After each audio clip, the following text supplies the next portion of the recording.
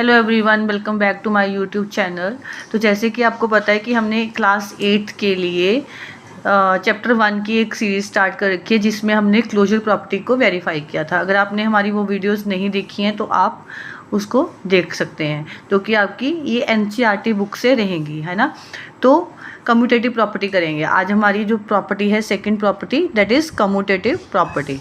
अब वही काम करेंगे, फिर से हम integers, natural number, whole number and rational numbers के लिए प्रूव करेंगे। और उनके लिए बेसिक ऑपरेशंस क्या रहेंगे?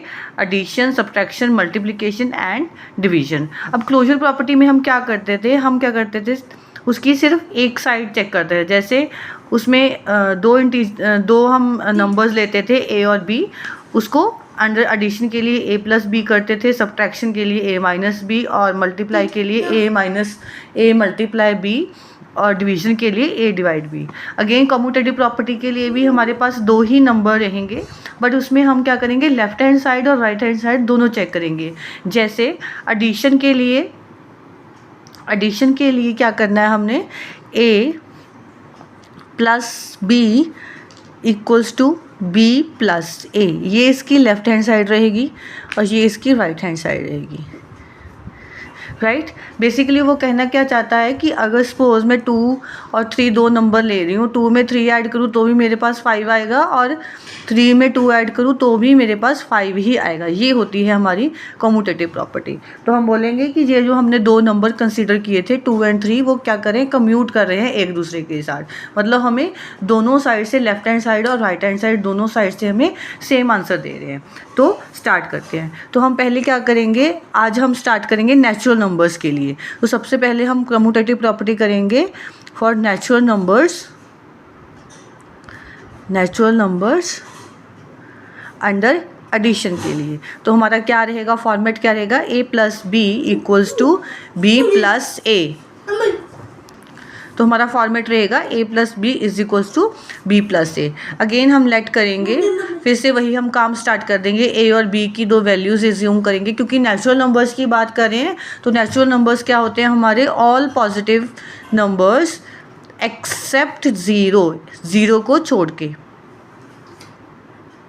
ठीक है।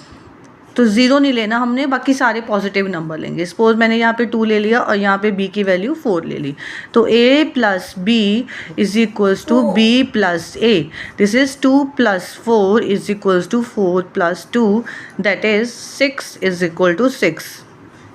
Again 6 is a natural number, तो हम कहेंगे कि this is true for natural numbers are commutative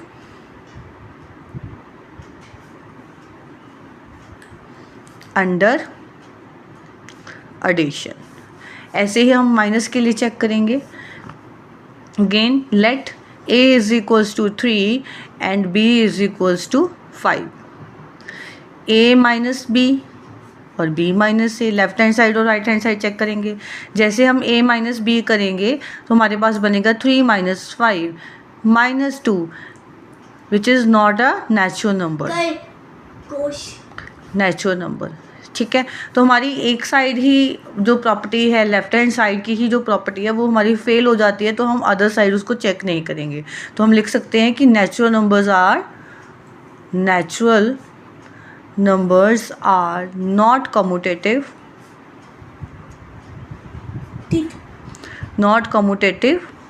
under subtraction। Again हम मल्टीप्लाई के लिए चेक करेंगे। फिर से हम वही दो नंबर कंसिडर करेंगे। Let a is equals to 2 and b is equal to, let us suppose 3। तो आप कोई भी दो नंबर एज्यूम कर सकते हैं, a इंटू बी और b इंटू a। तो बट ऑब्वियस है कि 2 को 3 से मल्टीप्लाई करें या फिर 3 को 2 से मल्टीप्लाई करें तो हमारे पास 6 ही आएगा। तो again a natural number, therefore natural numbers क्या हो जाएंगे, कम्यूटेटिव हो जाएंगे। For which sign, commutative under multiplication. Then हमारा फर्दर काम आ जाएगा डिवीजन के लिए चेक करना। Let a is equals to 2 and b is equals to let us suppose 5। तो हम क्या करेंगे, a डिवाइड्स b चेक करेंगे और b डिवाइड्स a चेक करेंगे। जब हम a डिवाइड्स b चेक करते हैं तो हम लिखेंगे 2 डिवाइड्स 5, क्योंकि मैंने a की वैल्यू 2 मानी है और b की वैल्यू 5 मानी है। तो 2 divides 5 can be written as 2/5 which is not a natural number, right. तो आगे अगर मैं सपोज b डिवाइड्स a भी चेक करती हूँ तो 5 डिवाइड्स 2, तो हमारे पास अगर 5/2 is not a natural number again, है ना। तो हमने जैसे ही डिवाइड किया, एक तो हमारे आंसर्स इक्वल नहीं आए और दूसरी बात हमें नेचुरल नंबर नहीं मिला। तो हम लिख सकते हैं natural numbers are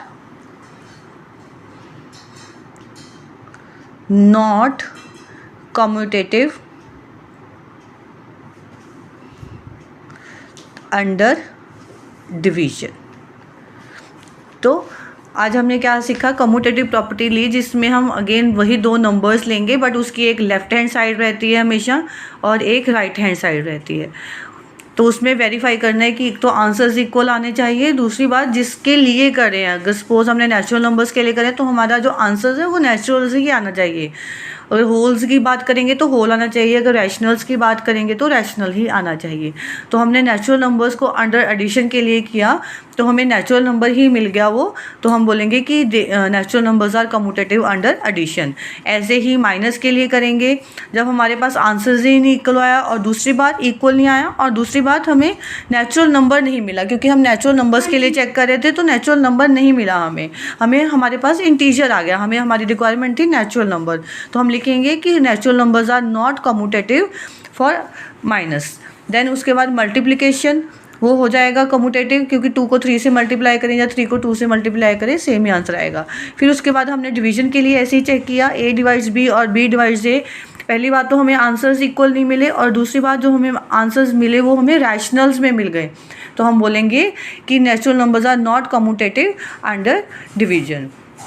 I hope आपको ये नेचुरल नंबर्स का कम्यूटेटिव प्रॉपर्टी के लिए समझ में आ गया होगा। फिर भी आपको कोई डाउट रहता है then do let me know in the comments.